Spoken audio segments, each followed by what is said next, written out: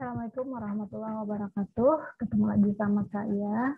Hari ini kita akan membahas tentang sensasi dan persepsi yang merupakan salah satu ciri atau tanda dari gejala-gejala jiwa manusia. Ya, yang pertama kita akan membahas tentang sensasi. Jadi fenomena yang terjadi akibat proses sensoris yang berkaitan dengan alat-alat indera atau sensis yang mencakup mata, ya bisa berupa visual dan penglihatan, telinga, auditoris atau pendengaran, hidung yaitu pembauan, lidah, pengecapan, kulit yaitu perabaan, tekanan, temperatur, dan nyeri. Jadi sensoris itu apa sih, Bu? Sensoris itu adalah proses penginderaan. Nanti kita jelaskan di sini. Jadi proses sensoris itu merupakan mekanisme kerja alat indera ya yang merupakan tahapan paling awal manusia dalam menerima informasi dari lingkungan.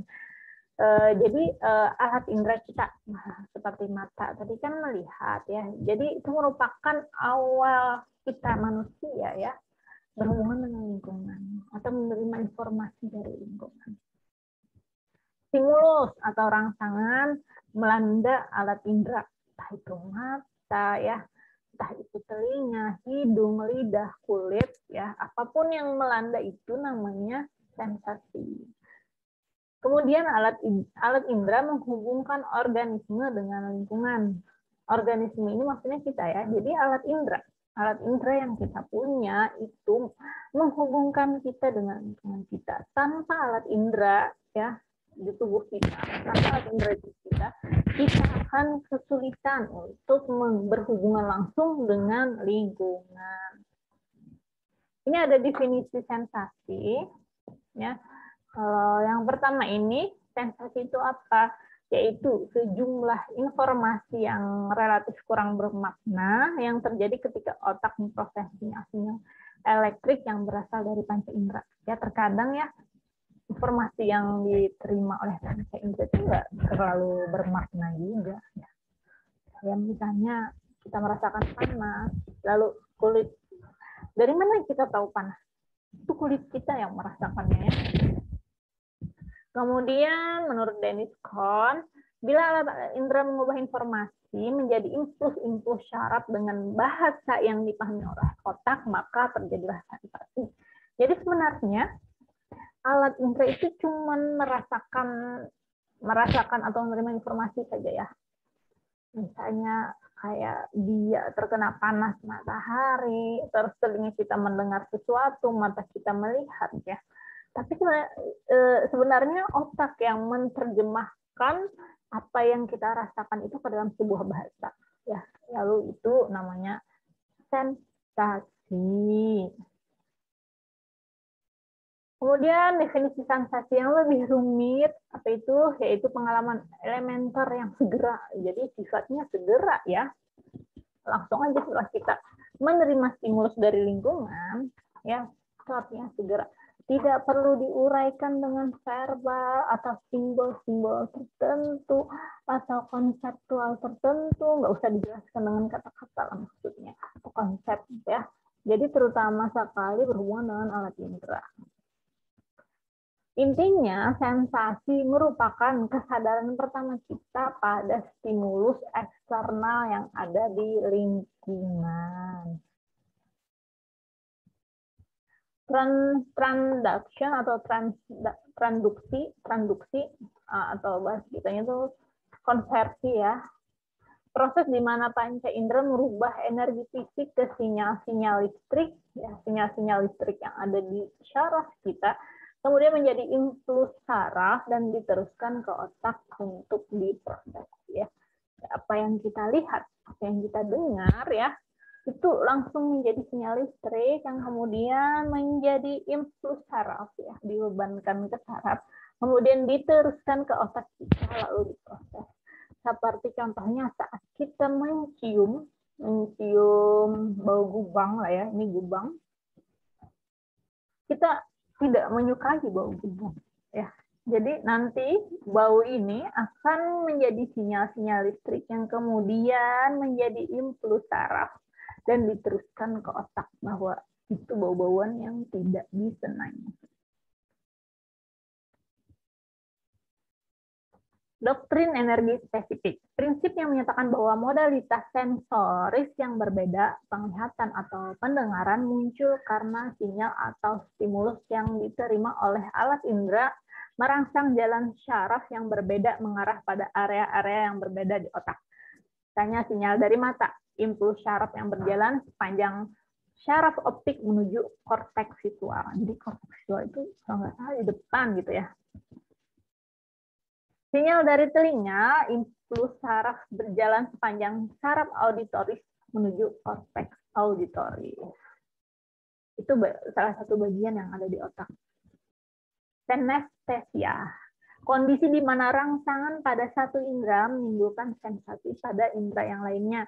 Misalnya warna ungu tercium seperti bunga mawar. Ya. Suara nada klarinet terasa seperti buah ceri. Nah, itu bisa sekali terjadi ya. Misalnya kita mencium bau gubang tadi, padahal kita mencium lalu kita merasa bau itu pahit. Pernah nggak kalian kayak gitu? Kemudian adaptasi sensoris, menurunnya respon atau kepekaan dari alat indera ketika panca indera terpapar oleh stimulus yang berulang terus-menerus. Jadi misalnya tadi ya bau gubang, ada daerah yang gubangnya banyak banget ya. Mungkin pas pertama kali kita mencium itu, waduh, mini kepala pusing menciumnya. Tapi kalau kita terpapar terus-menerus, stimulus yang berulang tadi, kepekaan indera kita akan menurun, lalu kita merasa udah biasa-biasa aja dengan bau. Ya. Kemudian deprivasi sensoris, ketiadaan stimulus sensoris yang normal. Ini ya. Kemudian selective attention, kemampuan kita memusatkan perhatian pada beberapa stimulus dari lingkungan saja dan mengabaikan stimulus yang lain. Sebenarnya walaupun alat indera kita itu sangat peka, tapi kita biasanya hanya fokus ke beberapa hal saja, tidak semuanya bisa kita rasakan. Misalnya kita lagi fokus melihat apa, melihat sesuatu yang menarik, misalnya entah kita melihat ada kucing berkelahi atau apapun yang menarik ya. Terus kita kadang mendengar cewek-cewek kawan saking fokusnya kita, woi. Ya. Terkadang memang gitu, kita nggak bisa nerima semua stimulus indrawi, ya, tapi hanya beberapa saja. Kemudian ini kegagalan untuk secara sadar mempersepsikan sesuatu yang sedang dilihat karena tidak memperhatikan objek tertentu. Ya, kadang walaupun misalnya, ya tadi, walaupun misalnya kawan kita itu nyuruh kita nyaring, tapi kita lagi fokus pada hal tertentu sehingga kita gagal mempersepsikan panggilan dari teman tadi. Terus di sini ada sensasi versus persepsi. Jadi cara kita menerima informasi dari dunia itu ada dua tahap. Yang pertama tadi adalah sensoris ya, kita menerima sinyal-sinyal elektrik ke dalam otak ya, lalu diganti menjadi sensoris. Yang kedua, cara kita menerima informasi tadi adalah setelah menjadi sensori tadi ya, otak kita cepat-cepat menjadikannya sebuah persepsi. Proses sensasi menjadi persepsi. Saya harap sensasi tadi sudah cukup dipahami ya. Yang pertama, stimulus, cahaya, suara, dan suhu. Kemudian transduksi tadi adalah kita mengkonversi dari sinyal listrik, influx saraf ya, lalu diterjemahkan ke otak. Kemudian 3, otak primary area, influx saraf menjadi sensasi dulu tadi ya. Kita menerima informasi dari mata, dari kulit atau dari pendengaran. Kemudian otak, association area, sensasi diubah menjadi image yang bermakna. Itu adalah persepsi. Kemudian yang kelima, perception, pengalaman, lingkungan, emosi, ingatan personal akan menambah persepsi kita. Jadi pengalaman kita, lingkungan kita, emosi, ingatan itu akan menambah makna dari apa yang kita persepsikan ya, makna dari sensasi tadi. Misalnya saat kulit kita merasakan sesuatu yang menyengat, kita bisa membedakan apakah itu karena panas matahari atau karena api gitu.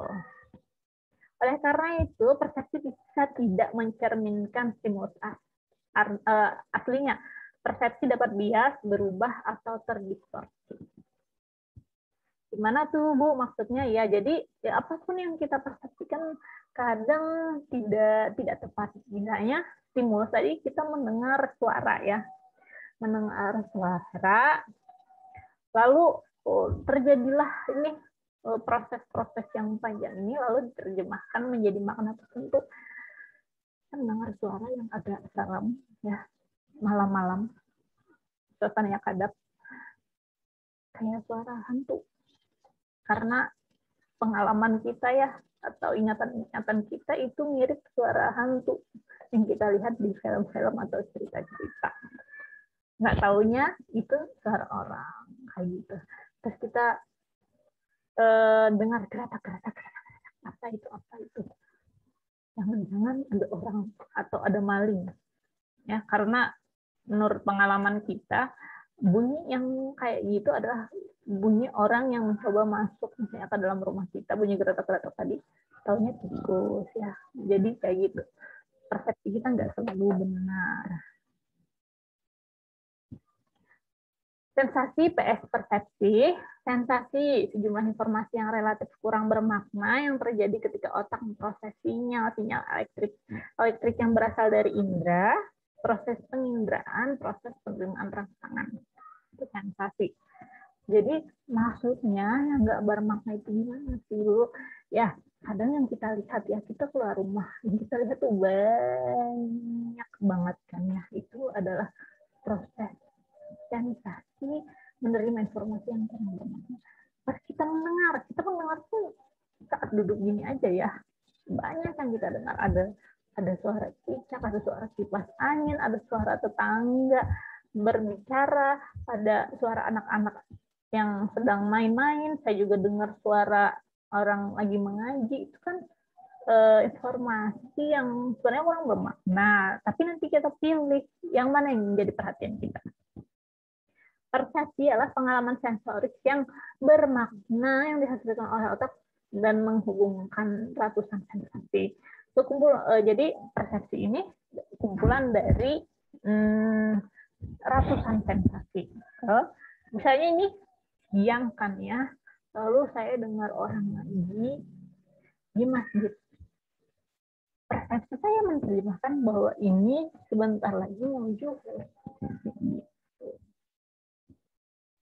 sekumpulan tindakan mental yang mengatur impuls sensoris menjadi suatu pola bermakna. Jadi persepsi itu merupakan si hasil sensasi tadi ya. Sensasi tadi menjadi pola dan kita maknai. Kemudian persepsi itu adalah hasil interpretasi terhadap rangsangan-rangsangan yang diterima ya. Jadi kita menerjemahkan penginderaan yang kita rasakan tadi ke sebuah makna tertentu.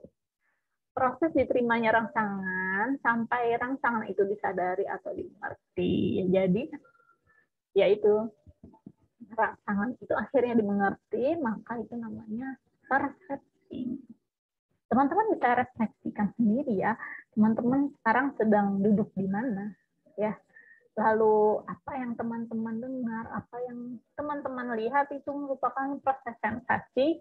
Tapi kalau teman-teman makna itu, maka dia berubah menjadi persepsi.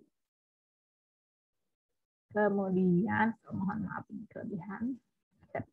Nah, proses merubah sensasi menjadi persepsi dipengaruhi oleh keadaan diri kita. Apakah diri kita adalah seorang dalam keadaan sadar, khawatir, emosional, mengantuk, termotivasi, atau dipengaruhi oleh obat-obat ilegal. Jadi apapun sensasi yang kita terima, indera yang kita terima, menjadi persepsi itu sangat dipengaruhi oleh keadaan kita, ya. Kita memang lagi takut tadi ya, dikit-dikit takut mendengar sesuatu yang agak menyeramkan, lalu kita terjemahkan kepada hal-hal yang menyeramkan juga. Misalnya kita lagi emosi melihat, lalu kita melihat ekspresi orang nih merangut, kita lagi keadaan tidak mood, lagi tidak baik, misalnya sedih, lalu kita menerjemahkan yang orang itu benci sama kita, padahal orang itu memang lagi kepanasan aja, bukan karena merangut ya. Jadi apapun yang kadang kita persepsikan itu bisa jadi salah, dan itu sangat tergantung dari keadaan diri kita. Ini tugas nggak usah kali ya. Nah, penglihatan. Rangsangan yang sesuai, yaitu cahaya. Panjang gel, cahaya yang bisa ditangkap oleh mata. Ya, gel itu maksudnya panjang gelombang. Misalnya, ini sangat teknis ya, merah itu gelombang yang kita tangkap sekian, jingga sekian, kuning sekian, hijau sekian, biru sekian. Di sini ada sih penjelasannya di bawah. Sel batang dan sel kerucut ini merupakan sel yang ada di retina mata kita. Sel kerucut membutuhkan lebih banyak cahaya untuk bekerja sangat peka terhadap panjang gelombang yang beragam, memungkinkan kita untuk melihat beragam warna. Sedangkan sel batang lebih peka terhadap cahaya, memungkinkan kita dapat melihat dalam suasana gelap di malam hari. Kucing dapat melihat dengan baik dalam cahaya yang redup, sebagian karena mereka memiliki banyak sel batang. Jadi penginderaan kita saat siang dan malam hari itu sangat dibantu oleh sistem saraf kita. Jadi sebenarnya saat kita menerjemahkan lingkungan kita, itu yang membantunya adalah sel-sel yang ada di retina kita. Kalau teman-teman tahu. Nah, ini ya struktur umum mata kita. Di sini bisa teman-teman lihat. Coba saya next. Nah, ini saraf apa tadi? Sel kerucut atau kon dan sel batang atau root. Ini sel kerucut ya, ini sel batang. Nah, teman-teman ketakutan mendengar bunyi-bunyian yang kalian anggap seram, itu sebenarnya bunyi ya. Ini penglihatan deh. Saat teman-teman melihat wajah teman kalian sedang merangut, lalu kalian tersinggung, dan ketersinggungan kalian itu dibantu oleh ribuan sel yang ada di retina. Berapa sih jumlah sel batang yang ada di retina kita dan sel kerucut yang ada di retina kita? Jumlahnya adalah 120 sampai 125. Sedangkan sel kerucut jumlahnya 7 sampai 8. Ini juta ya. Ini 120 sampai 125 juta. Letaknya di tepi retina, ini di pusat dari retina, sangat sensitif, tidak terlalu sensitif, tidak peka dengan warna, peka terhadap warna.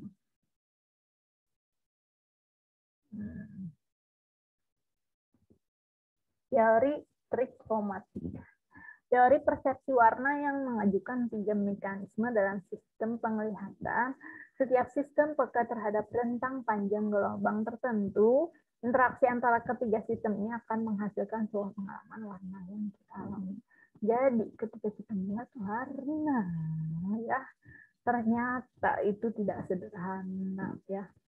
Saraf-saraf kita itu menerima gelombang-gelombang tertentu, memadukan dari 3 ini, lalu jadilah pengalaman kita melihat warna. Sekedar informasi aja ya, bahwa yang namanya penglihatan kita itu sebuah anugerah yang luar biasa, dan diri kita sendiri itu, saraf-saraf kita itu bekerja dengan luar biasa sehingga kita bisa melihat warna. Ini tadi yang trikromatik tadi ya, 3 mekanisme dalam sistem penglihatan kita tadi. berhubungan dengan tahap pertama pemrosesan terjadi dalam retina mata. Kemudian retina memiliki 3 jenis dasar sel kerucut, masing-masing memiliki respon maksimal terhadap warna biru, hijau, dan merah, masing-masing satu ya. Ribuan warna yang kita lihat merupakan kombinasi aktivitas dari ketiga jenis kerucut ini. Wow, sangat luar biasa. Dan ini masih banyak sekali ya.